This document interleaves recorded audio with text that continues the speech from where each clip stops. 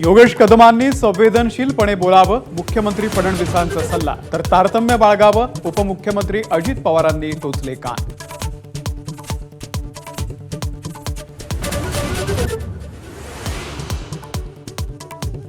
बलात्कार प्रकरणावरती योगेश कदम आणि संजय सावकारे यांच्या वादग्रस्त वक्तव्यामुळे संताप. त्यांना ठोकून काढलं पाहिजे, राऊतांचा हल्लाबोल. मंत्र्यांनी लाज सोडली, आव्हाड भडकले.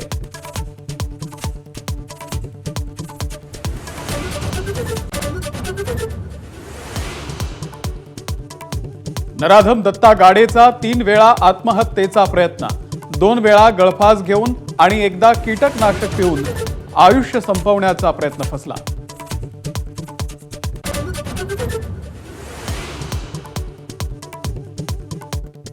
बीड जेलमध्ये वाल्मिक कराडला व्हीआयपी ट्रीटमेंट मिळत असल्याचा देशमुख कुटुंबियांचा आरोप.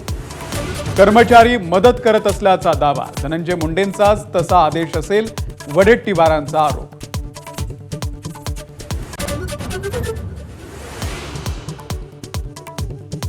शिवाजी महाराजांबद्दल आक्षेपार्ह बोलणारे प्रशांत कोरटकर अजूनही नॉट रिचेबल.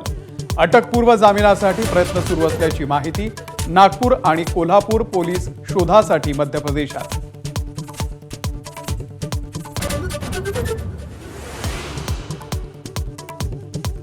ठाकरेंच्या शिवसेना आमदारांच्या मातोश्रीवरील बैठकीला सुरुवात.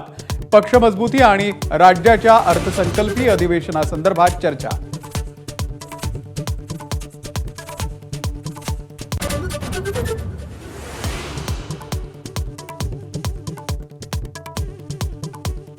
राज्याच्या अर्थसंकल्पामधील 43% निधीचाच वापर. गेल्या 5 वर्षातला खर्चाचा निचांक. लाडकी बहीण योजनेच्या खर्चाला हातभार.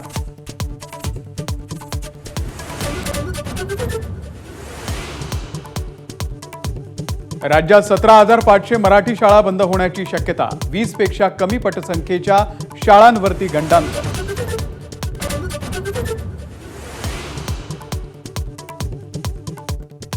अमेरिकेमधील अपघातामध्ये गंभीर जखमी झालेल्या साताऱ्याच्या नीलम शिंदे यांच्या कुटुंबियांना अखेर व्हिसा.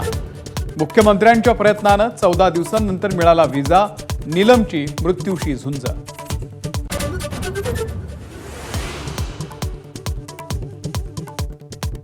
अलिबागमध्ये भर समुद्रात मच्छीमार बोटीला भीषण आग.